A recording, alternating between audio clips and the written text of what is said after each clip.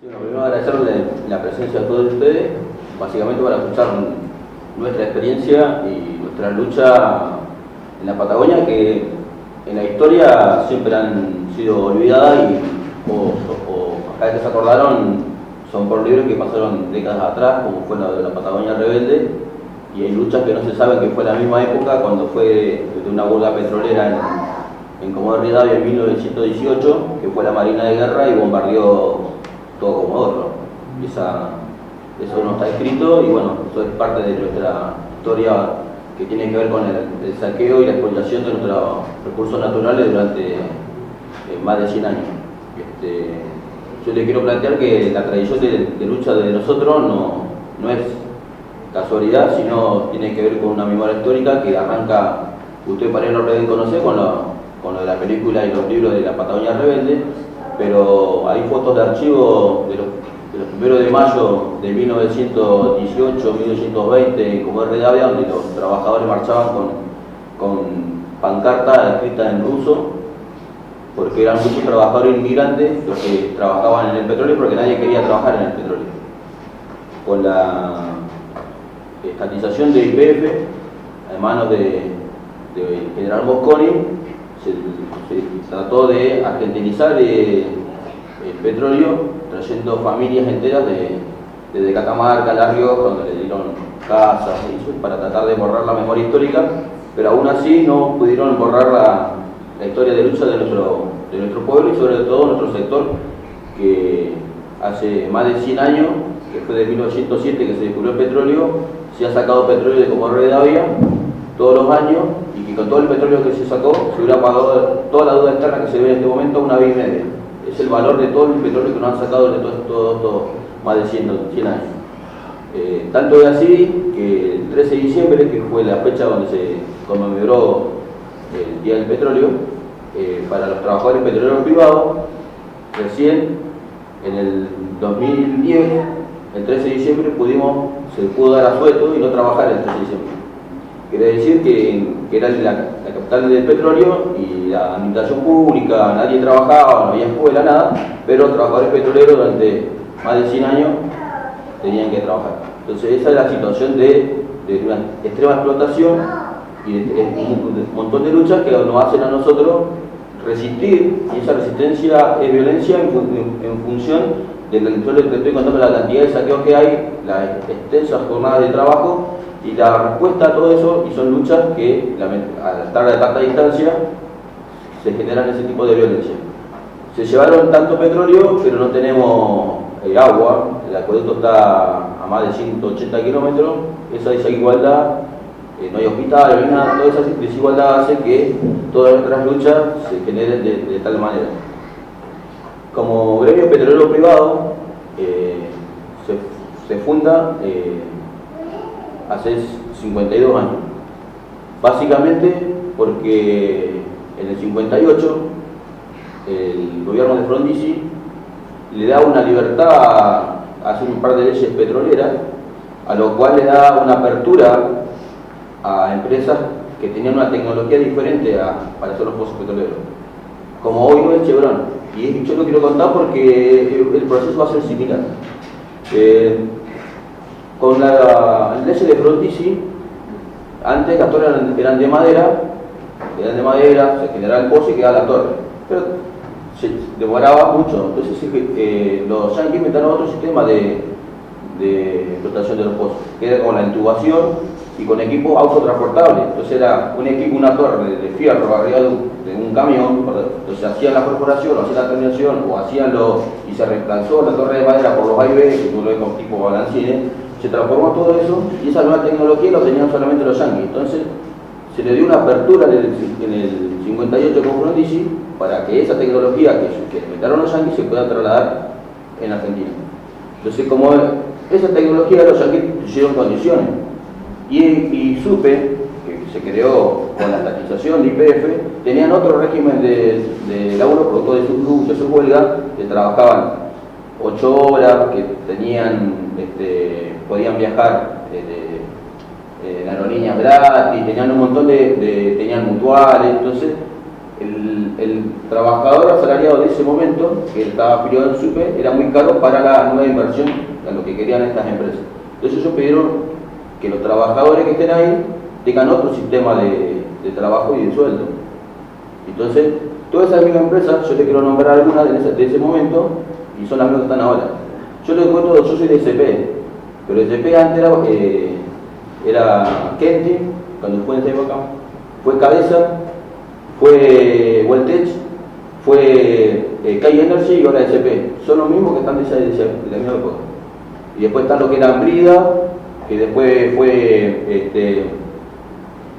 fue Río Colorado, después terminó siendo que los EDLS, Petrotech, pasó a ser Para Internacional, pasó a ser hoy San Antonio. Son las mismas empresas que de 58 estaban.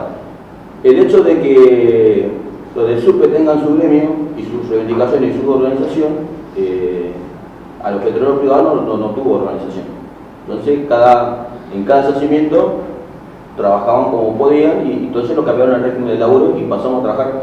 En el SUPE se trabajaba 8 horas y tenían una estabilidad laboral porque eran del Estado, y en lo de la empresa esta no había estabilidad laboral, trabajamos 12 horas y si los regímenes eran 6x3, las condiciones laborales eran totalmente ínfimas. Entonces, eso fue en el 58. En el 62 se forma nuestro gremio, producto de la extrema explotación, y nuestro gremio, al ser minoría en función de lo que era SUPE, todas las luchas se fueron dando de forma violenta y con muchos muertos. O sea, nuestra historia del petróleo privado tenemos, de cuando el segundo fue muerto, nosotros somos lista verde dentro de SP, no porque nos gusta ser lista verde, sino que en el año 72 intervinieron el gremio petrolero y en ese tiempo lo conducía la lista verde. Fueron una marcha de 2000 a recuperar el gremio y ahí murieron dos. Uno de los que murieron era uno de los viejos, laburaba en SP y nos contó la historia. Por eso nosotros pusimos lista verde para reivindicar nuestro proceso de lucha. Entonces, toda nuestra lucha fue generalmente violenta y producto de la explotación de las obras. No es que peleamos todos los días, o sea, capaz que se peleaba cada 5 años, pero cada esos 5 años se explotaba, generaba, y eso fue generando dentro del petróleo privado un cierto, no respeto, pero sí siendo un gremio pesado, ¿no? A diferencia de SUPE, que habían 3, 4 listas, había democracia, estaba la lista celeste, los azules, podían debatir. En el petróleo era más que ganaba y si ganaba, bueno. Y cuando iba a la huelga, se iba a la huelga. Como la mayoría, el gremio petrolero privado durante muchos años solamente se dedicó a equipos de torre y herramientas, para garantizar un paro, para afectar a la producción, tenía que afectar SUPE. Entonces, ¿cómo hacer con 1.700 tipos para afectar SUPE? Cuando la mayoría tiene su casa, puntual, no le importa, trabajó 8 horas. Entonces, para garantizar eso, se hizo un práctico que los petroleros privados tengan que hacer sabotaje para afectar la producción de donde trabaja IP. Para que el paro sea poder afectar la producción de petróleo. Entonces, se hizo como un mecanismo que los paros son con la afectación de la producción. Significa que vos tenés que afectar la producción, es que los AIB no tienen que salir más, no tienen que bombear más, la válvula hay que cerrarla, la batería no tiene que bombear más, lo que va al mar no tiene que salir. O sea, para nosotros, como que éramos 1.700 o 1.800 trabajadores petroleros privados, poder afectar la producción de petróleo y que le afecte a los que son dueños del petróleo. Esa es nuestra tradición. Eso es lo de lucha, es la forma de lucha. Eso no significa que sea un gremio democrático, porque básicamente fue totalmente defensivo y totalmente violento en función de la situación nuestra. El tema de petróleo privado cambia a raíz de la privatización de IP, porque lo que eran SUPE, y al privatizarse, SUPE no existe más, desapareció SUPE. Lo que hay es que la gente de Repsol en su momento creó un gremio para ellos, se llamó SUPEH, se le agregó una H. Entonces un gremio para ellos, para firmar los acuerdos. De hecho, ayer tuve una charla, nos contaban que hace 20 años no pasa nada. Sí, hace 20 años que se privatizó, el gremio lo único que hace fue firmar el peor acuerdo de todos y no hay organización, no hay lucha. Me contaban que hay un proceso de movimiento y función, y que ellos mucho hablan de lo que hace Petróleo Privado, tiene que ver con lo que se ha conseguido en los últimos años con nuestra pelea. El tema de no estar más SUPE obligó a que todos esos petroleros que quedaron sin gremio organizado, se afilien a Petróleo Privado. Que estén sin gremio no quiere decir que no estamos bajo un convenio, porque las operadoras se encargaban de dar diferentes tipos de convenios. No tenían gremio, pero estaban encuadrados en un convenio. Había gente que era de UOM, había gente que era camionero, gente que era de construcción de bocas, y muchos que no estaban encuadrados en nada. Entonces el gremio petrolero pasó de tener 1.700 afiliados en el 2001-2002 a empezar un proceso de afiliar gente. Que no es que el gremio estudió una política de afiliar, sino que los trabajadores vieron que tenían que estar afiliados a alguien, y con el único que decían, bueno, la historia que nuestra, yo te contaba lo de las luchas, porque la gente decía, bueno, entre esto, vamos a Petróleo Privado, que por lo menos pelearán cada 5 años, pero cuando salen hacen terrible bardo y consiguen aumento o lo que sea. Entonces, sigue un proceso de afiliación.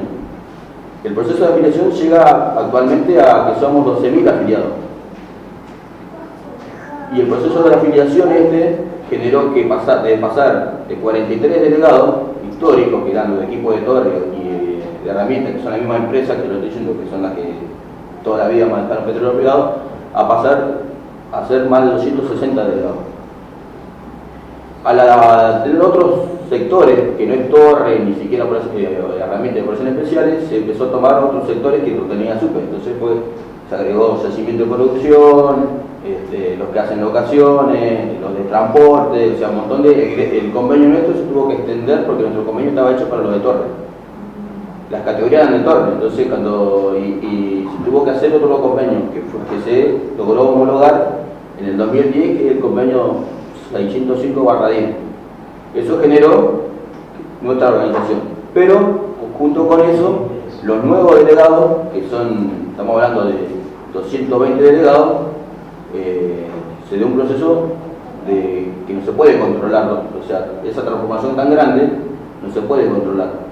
Entonces, hubo un proceso en cada sector de pelear y reivindicaciones que fue generando un nuevo movimiento y con ello una nueva situación. En el 2005 fue el proceso de que con esa transformación que hubo una bola grande que generó que el gremio hace 18 días de huelga, mucho enfrentamiento, gente herida, más de 200 petroleros heridos, gente de la policía, gendarmería herida, y eso logró que Petróleo Privado vuelva a ser escena de la provincia y del país producto de eso. Se había logrado hacer una quebrada que fue antesala a lo que pasó con lo de las eras, y después, por primera vez en la historia, los dueños del petróleo, Bulgerón y los de Roca, los de Repsol, tuvieron que ir al Comodoro Rivadavia a firmar el acta de victoria, que nosotros le decimos que vino a firmar el acta de rendición, porque fueron 19 días de huelga. A partir de ahí, el gremio tiene un activismo producto de esta situación de continua lucha, y nosotros somos parte de eso. Yo como delegado somos parte de esa tradición que se viene desde que se fundó y ahora. Eso con respecto a la organización nuestra y cómo está. Eso no significa que sea ni democrática, ni sea ni clasista, ni nada. O sea, la extrema saqueo que nos hacen y nuestra realidad en nuestras ciudades, la extrema opresión, porque nosotros todavía seguimos laburando 12 horas, todavía no se logró cambiar que no laburemos 8 horas, seguimos laburando 12, y en lugar de todos los que se pasaron a Petróleo Privado, no es que se pasaron con 8 horas, todos laburan 12. De hecho, solamente de los 12.000 afiliados que se hizo un censo hace poco, solamente 1.500 laburan 8 horas. Y los que laburan 8 horas son los que están en las bases de Comodoro, o sea, los que están en reparaciones, que están en Comodoro y que no salen al campo, a los yacimientos. Para darse una idea, los yacimientos están entre 15 kilómetros hasta 70 kilómetros alejados en el de Comodoro. Y hay gente que va a trabajar a Santa Cruz, o me queda o a Sarmiento, y está 6, 7 días, hasta 15 días fuera de su casa. Y toda esa realidad, cuando llega a tantas horas de laburo, tantos días, cuando llega, los hijos no los ve, se terminan separando, la ciudad es un quilombo, no tenés agua, no tenés... Entonces, toda esa situación de generar millones de dólares en riqueza se contrasta con que en nuestras ciudades no hay ningún avance. Esa violencia constante hace que nuestras luchas, cuando se dan de la manera que se dan. Es el proceso histórico nuestro, que si lo podemos analizar, desde que se fundó la Patagonia, hay ejemplos en cada ciudad, en cada pueblo, de luchas similares. El tema es nuestra tarea en función de eso. Nosotros como militantes, yo como parte del partido como que estoy, ¿cómo podemos lograr transformar esta situación con camino a la revolución? Entonces, lo que para nosotros el centro principal es el antiimperialismo, o sea, porque todos son empresas extranjeras, el petróleo. Hoy por hoy hablamos que si uno miramos los diarios, decimos YPF el 51%, ¿no? Eso es lo que decimos todos. Entonces, ¿cuánto del petróleo tenemos? El 51% del petróleo, y es mentira. Es mentira, porque YPF solamente maneja el 30% de las áreas petroleras. El 30%. No es que maneja el 50%, el 30%. Del 30% que maneja, solamente manejamos el 51%, entonces más uno, ¿no? 50 más uno, entonces estamos hablando que el 15% del petróleo en Argentina es de YPF, o tendría que ser del Estado, ¿no? Todo queda como el Estado tiene el 51% del petróleo, y no es mentira, tiene el 51% de YPF, que solamente tiene el 30% de petróleo. ¿Quién tiene el otro 70%? Entonces tenemos que ver, averiguar. El que más tiene es la British de Inglaterra, que maneja el yacimiento productivo más grande de Argentina. Aún Vaca Muerta no lo pudo superar, por ahora. Entonces, y la ganancia neta es de 4.000 millones de dólares de una empresa inglesa en nuestro territorio que está en Comodoro Rivadavia. Entonces, eso para nosotros siempre fue nuestra principal denuncia. Nosotros cuando siempre planteamos, y antes era peor, porque teníamos a los españoles de Repsol y a los ingleses. Entonces nuestra tarea siempre fue fuera de las multinacionales extranjeras, siempre. O sea, desde que entré al partido, nuestra posición fue fuera de las multinacionales. ¿Por qué? Porque el odio que tenemos contra ellos es general. Entonces siempre apuntamos nosotros como partido a inducir que había que ir fuera Repsol o fuera PAE, que son los que se llevan el Perú, y aparte son extranjeros. Entonces, ese perfil de partido que todavía lo tuvimos, uno dice, bueno, sí, son los locos que dicen fuera Repsol, hasta que un día se fue Repsol. Y no se fue Repsol porque Kicillof, porque nosotros decimos, no es que un patilludo como Menem lo privatizó y un patilludo como Kicillof lo privatizó, no es así. Porque producto de la lucha contra Repsol, yo antes de ser petrolero era piquetero. Y muchas veces he tomado un montón de plantas, y hemos tenido compañeros que han tomado plantas pidiendo trabajos genuinos, no planes, trabajos genuinos, y ya pues se tenían que ir. Entonces, tuvimos siempre una campaña contra Repsol, y no solamente nosotros, los trabajadores petroleros, incluso las pymes, porque los dueños del petróleo manejan solamente el petróleo, no es que ellos tienen empleado directo.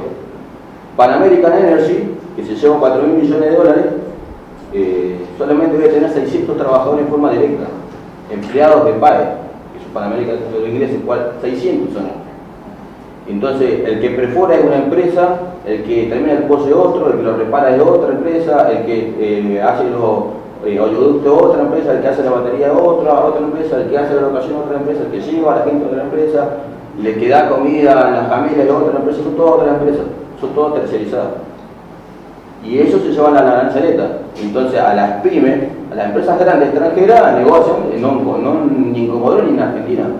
Por lo menos DLS, que es de la Archer de Estados Unidos, no discute en Comodoro Rivadavia con Pan American, discute en Nueva York se deben juntar y acuerdan un mapa mundial, y dicen, tanto te lleva este año, tanto vamos a apuntar para acá, Caliburgo son lo mismo. Caliburgo está en Comodoro y no creo que vaya a discutir en Comodoro Rivadavia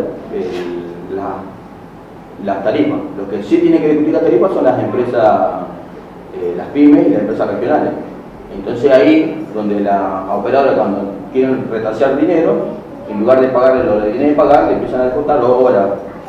Entonces el proceso de IPF se dio producto de la lucha de los trabajadores y producto de la lucha también de la pyme contra la Repsol, del hostigamiento constante. Antes que se estatice que en realidad se termina pagando el 51% de ese 30%, hubo una marcha de petroleros de más de 15.000 en el límite entre Santa Cruz y Chubut. Vinieron petroleros de Santa Cruz y petroleros de Chubut. Se hizo un acto, después de varios días de huelga, se hace un acto ahí, y en ese acto se convoca al poder político, y ahí fue cuando los dos gobernadores, Peralta y Bussi, dicen no se daba para más, le sacamos las áreas. No, ni dijeron ni estatizar, ni nada, le sacamos las áreas, que lo maneje otro. Nosotros en su momento dijimos, bueno, que lo estaticen, porque nosotros pensamos que se le iban a entregar a Panamérica. O sea, que lo maneje otro, era que lo maneje otro, que no, otro, que no sea Repsol, otro extranjero. Después de ese proceso, a las 15 días, el gobierno anuncia que como que ellos son los que hicieron eso. Y nuestra lucha de tantos años pareciera ser que no aportó nada al proceso. Cuando fue nuestra lucha la que ellos, en nuestro nombre, porque nunca se animaron a enfrentar a Repsol, porque nosotros los fuimos hostigando durante tantos años, producto de nuestra lucha, ellos se adueñan de nuestra lucha y más, hacen engañar a todo el pueblo diciendo que tienen el 51% del petróleo cuando en realidad tienen el 15%. Entonces eso es lo que nosotros agradecemos este espacio para poder venir a decir que no es así y nuestra verdad. Yo le planteaba lo del perfil porque justamente tiene que ver cómo combinamos. Nosotros siempre planteamos contra las multinacionales, para nosotros es un odio eterno, hasta que no se vayan no vamos a parar, pero es nuestro perfil en la Patagonia, el odio extremo a las multinacionales. Más allá que el petróleo en sí contamina, que estamos de acuerdo que los únicos que pueden solucionar el problema de la contaminación son los trabajadores, todo eso es cierto. Pero antes de contaminar, tengo un odio tremendo a estos que nos saquean todos los días por miles de millones de dólares y no dejan nada en nuestra región. Ese perfil, por ahí queda como que somos unos locos durante mucho tiempo, los que siempre estamos apuntando, pero conseguí un proceso de lucha importantísimo. Creo que uno de los más lindos que me tocó vivir en todos estos años fue la lucha docente, de 77 días de huelga. 77 días de huelga. Entonces, la postura del partido, pues somos del partido, era que los docentes del partido tenían que plantearle a los miles de docentes que estaban en huelga que había que afectar a las multinacionales, que la plata de los recursos estaban ahí, y más allá que está bien apuntar al gobierno por ser cómplice de eso, pero la plata para salario, para mejores escuelas, está en las multinacionales. ¿Está bien? Estamos de acuerdo. Entonces, si estamos de acuerdo, hay que afectarle, hay que cortarle el chorro a las multinacionales, hay que ir a los yacimientos a afectar. Entonces, en eso hay un gran debate, porque por un lado estábamos nosotros, pero por otro lado, digamos, durante la huelga había gente que decían que no servía. Entonces, de los 77 días de huelga, el partido batalló 60 días diciendo que había que ir a los yacimientos. Nuestra posición era, acá que hablaba los docentes nuestros, hay que ir a los yacimientos. Llegó un momento de desgaste de los propios docentes, y entonces dice, bueno, vamos a los yacimientos. ¿Qué es lo que hay que hacer? Bueno, entonces, primero hay que explicar la situación. Entonces hace un volante explicando la situación de la educación, los malos sueldos que tenían, en contraste de los miles de millones de dólares que se llevan. Se volantea a los yacimientos, explicándole la situación de los trabajadores de la educación, de la comunidad, y yo digo, en Comodoro eran marchas de más de 10.000, 15.000, hasta 20.000 personas, que marchaban y no pasaba nada, marchaban y no había resultado, la huelga seguían devolviendo y no se conseguía nada. Hasta que ese cansancio de que no se consiga nada, dijeron vamos a devolver lo que están diciendo que hay que ir a los yacimientos. Se van a los yacimientos con una predisposición a que no iba a salir nada de eso. O sea, porque así como nosotros le contaba lo que hemos ganado, para la sociedad es como que los petroleros le importa solamente lo que es petrolero, tienen los sueldos más altos porque ellos porque tienen sueldos más altos, no pelean por nadie, y por ahí no es el problema del trabajador, sino el problema de las conducciones. Entonces cuando yo le decía que por más que hemos tenido tantas luchas y tantas victorias, no significa que sea el gremio más democrático. Entonces hay un cierto sector en la sociedad, en Comodoro, que odia a los petroleros. O sea, los odia, como si fuéramos otra élite y que tiene que ver con la misma política del imperialismo ahí para dividir a los trabajadores. Eso, entonces nuestros compañeros decían que había que ir, que fueron a volantear y decían, nosotros tenemos compañeros petroleros y el sindicato se puso en contra de los docentes. La conducción del sindicato se puso totalmente en contra. Y en ese proceso de toma, y que fue uno de los procesos más lindos que me tocó vivir, los estudiantes secundarios, porque habían docentes que carnereaban la huelga. Pero hay un problema con los docentes. Nosotros en Petrolero, yo decía que a veces hay que garantizar el paro, y se garantiza. En docente se trata de convencer que hagan el paro. Y habían escuelas que daban clases, ¿no? Entonces los padres se empezaron a tomar colegios, ¿no? Para que no den clases. Y en ese proceso los alumnos también tomaron colegios. Y se dio una situación de 17 colegios tomados principalmente secundarios.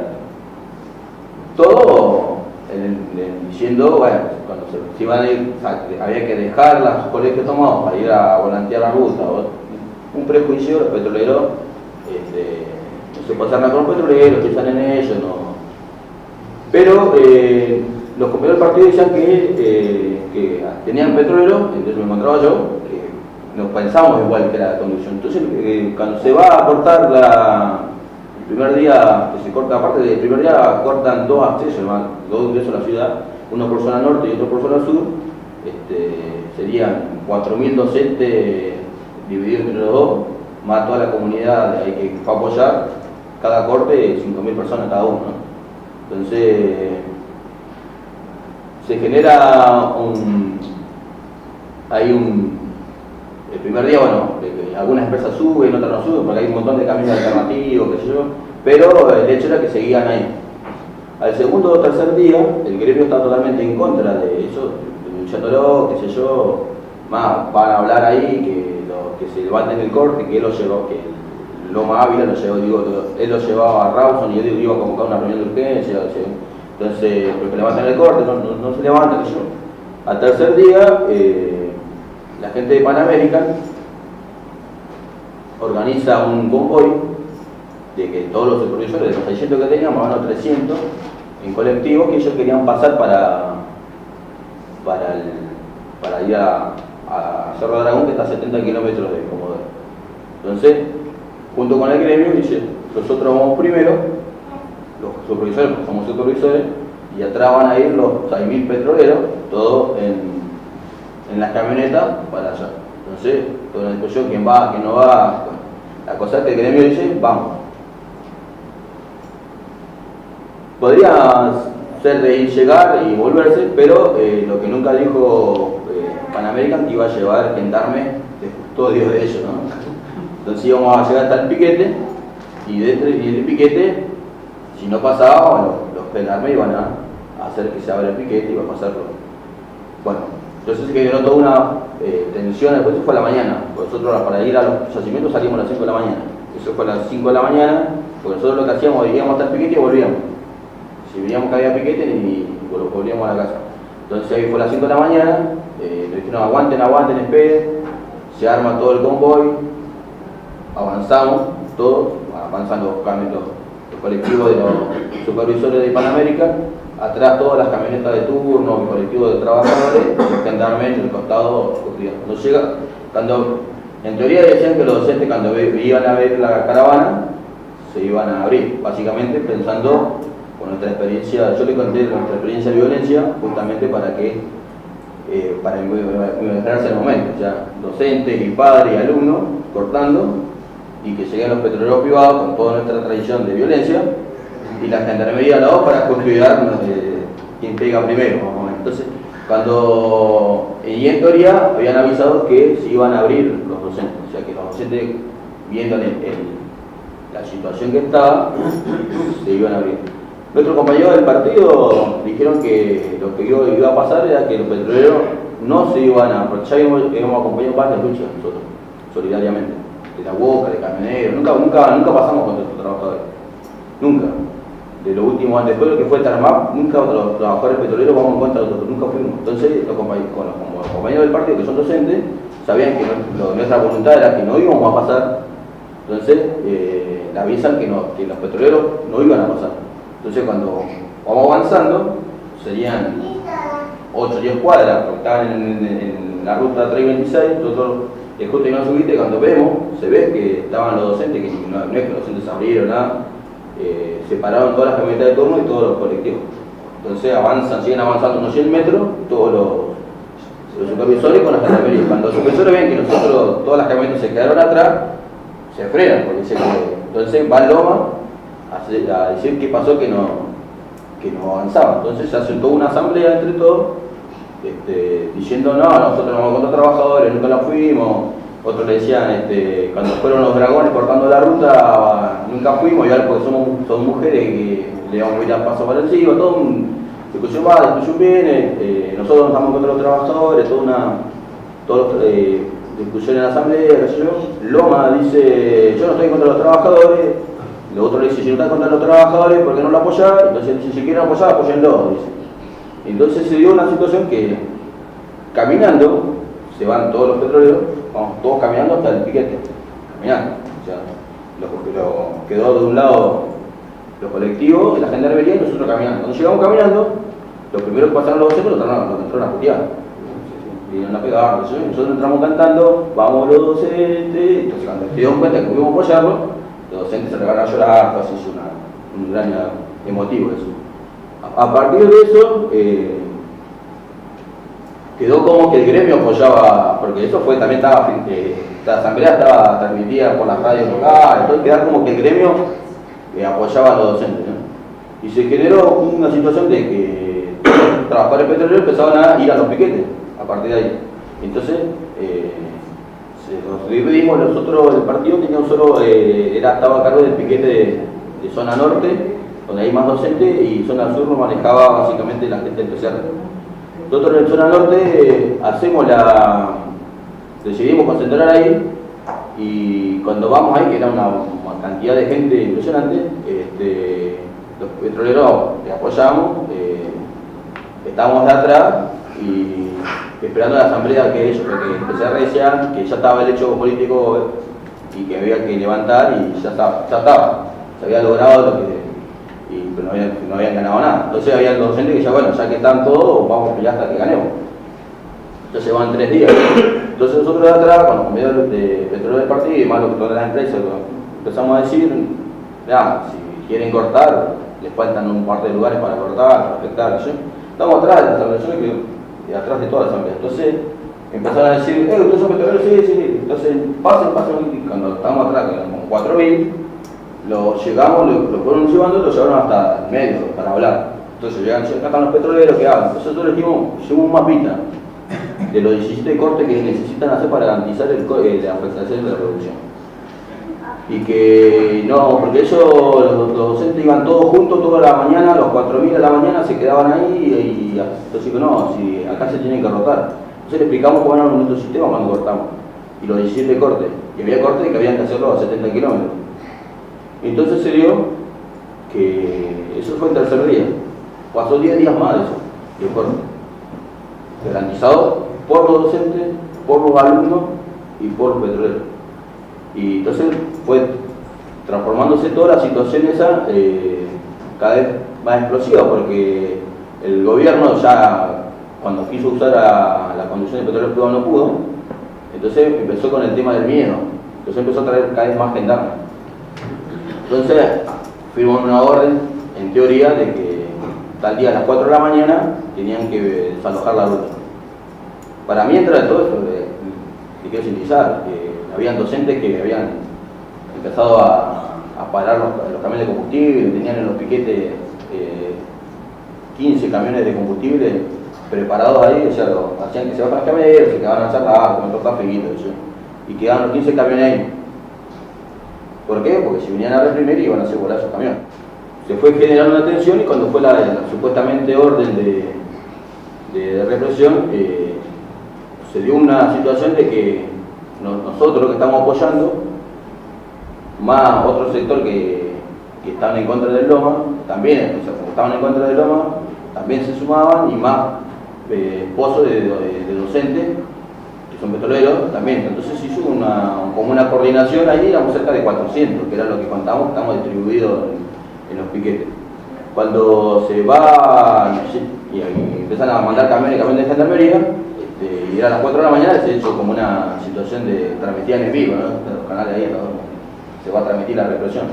Y en eso, en cada corte, habíamos decidido ir con los chalecos del sindicato, chalecos petroleros, para que se identifique que había petróleo. Entonces, en cada piquete, depende, había piquetes que eran más grandes, otros más chicos. Y esa lucha, hoy, hace poco se cumplió un año de eso. De lo que yo estoy contando, se cumplió un año. Y el gremio, el Loma Ávila, ganó por una interna que ganó por 600 votos, donde hubo muchos heridos. Yo para que sepan con quién estamos, cuál es nuestra situación. Nosotros habíamos apoyado a la otra lista y entonces habíamos quedado totalmente marcados con el tema y cuando ganó el Loma se dio impuso una situación de no de violencia extrema, pero sí de copamiento del sindicato y de las elecciones de empresas. Se presentaban y bueno, ganaban con el aparato, como y fueron limpiando a lo que se podía limpiar. Se gana la huelga docente, de hecho, fue una gran victoria. El gremio queda totalmente desprestigiado, la conducción sobre todo. Y se generó un nuevo ambiente en Petrolero porque la mayoría de las bases no estaban de acuerdo con lo que sucedió. Yo le cuento que decía que éramos 11, y lo dimos esa línea, el producto de nuestro perfil histórico, o sea, de la unidad de los trabajadores, del antiimperialismo, y se dio eso, apuntar a las multinacionales, porque cuando estamos desocupados también tomamos planta, ahora que estamos docentes trabajando también hay que hacer lo mismo, o sea, mantuvimos nuestro hilo conductor de pensamiento. Y se dio la elección en nuestra empresa, y cuando venían ganando en todas las empresas venían ganando. Pues ganábamos en la práctica. Como estaba totalmente desprestigiado, no podían imponer en nuestra empresa venir con el aparato, la patota, decir bueno, se gana porque estamos los azul y ganamos la lista azul. Nosotros presentamos la lista verde y producto de la lucha de docentes y el desprestigio que había, nosotros pudimos ganar. ¿Por qué? Porque el gremio no está imposibilitado de hacer más fraude, está imposibilitado de poner patotas, porque ya lo intentó con los docentes y iba a ser más contraproducente. Se jugó a armar otra lista paralela para sacarnos votos y aún así metieron 30 tipos en CP en noviembre para que voten, y el 6 de diciembre ganamos la comisión interna de CP.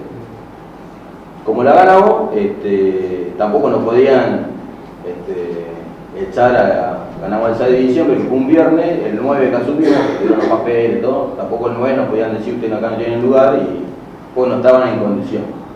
Ese espacio que nos dejaron producto de la lucha de clase y lo que pasó nos dio un espacio a nosotros de poder trabajar libremente y hacer lo que a nosotros nos parecía que hacer. Eso fue contraproducente para todos, porque al tener esa cierta libertad pudimos hacer en la empresa, conseguir un montón de puntistas que nos hizo referente y consolidarnos como agrupación. Pero eso por una parte, es una parte sindical que combinamos la tarea política y la necesidad de los trabajadores, porque de conjunto. Yo lo que queríamos sintetizar en esta charla es cómo pudimos aprovechar una situación en función del continuo saqueo hacia los trabajadores y las necesidades históricas que tenemos y cómo nosotros como partido confiamos ciegamente en los trabajadores y sobre todo en el movimiento industrial, porque no necesitaban tener 5.000 docentes combativos cortando los yacimientos, sino por más que lo tengan, había que, para ganar la huelga, la conclusión es que habían que convencer a los trabajadores petroleros para que se pueda ganar. Esa conclusión, ese mecanismo de pensamiento la transmite el partido, nuestra corriente histórica de ganar a la clase trabajadora industrial para las tareas que necesita el conjunto de los trabajadores. Y yo lo vuelvo a replantear eso porque nosotros hemos ganado un montón de cosas en la lista, como lista verde, que somos referencia en el gremio, y a nosotros nos tiraron 30 despidos, básicamente para que nosotros cortemos algo y nos echen de 30 a 40 y después que queden 20 y bueno, y la comisión limpiar nuestra comisión interna. Y la política que nos dimos, porque nosotros en el CP ganamos un montón de peleas, ganamos un montón de cosas que superan el convenio y que son históricas, como por ejemplo a los desarraigados 5 viandas, clubes de manejo, puestos de labor para zampista, o sea, un montón de cosas que nadie las tiene. Somos referencia en el gremio de lo que conseguimos. Y cuando lo echaron a 30 compañeros, en la discusión con esa revolución que pasó en el CP, de una comisión interna que le gana a la construcción, que lucha y consigue cosas, lo que querían los compañeros en el primer día, que echan los 30 telegramas, era vamos a cortar todo, somos acá estamos. Y nuestra postura como partido y que convencimos al cuerpo delegado era que podemos tener los 300 mejores combatientes de petroleros, que son los que están afiliados a Petrolero Chubut, pero si no logramos convencer a los 12.000 petroleros no servía nada. Entonces lo que hicimos fue un volante que salió en función de lo que acordamos, que decía bueno, que nos habían echado a los compañeros por la falta de inversión, que la operadora que generaba el conflicto, una empresa chilena que es Napsi Petrol, que generaba, que no quería invertir, que no quería performar más, que se nos echaba, y nosotros planteamos que si no invertían, que se vayan y lo tome el Estado. O sea, en palabras más, palabras menos, planteamos la estatización en nuestras palabras, y ese volante pedíamos la solidaridad, o sea, no para los no caridad, sino que se sumen a los cortes que vamos a hacer. Convencimos a los 300 compañeros de SP que la pelea era convencer a los 12.000. Entonces se volanteó, los trabajadores volantearon 6.000 volantes en los yacimientos, de entrada 2 días a la entrada de los yacimientos. Y eso hizo que la directiva se tenga que poner al frente de nuestro reclamo, discusión vino un compañero acá, otro delegado acá, hubo discusiones con Debido, hubo discusiones con la gerencia de CP, con la gerencia de NAP acá en Capital del Federal, se logró un acuerdo, de hecho se revirtieron los 30 despidos, volvió a Comodoro, se hizo un acta de acuerdo con el ministro de Hidrocarburos, con el ministro de Trabajo, con nosotros 4, y a la vez en cada reunión planteamos que vayan veedores de nuestros compañeros de la que votan en la asamblea, que sea rotativo para que todo lo que nosotros hablemos, escuchen y si quieren participar hablen. Entonces, pero en eso quiero ser que esa forma de pensamiento es la que transmite el partido.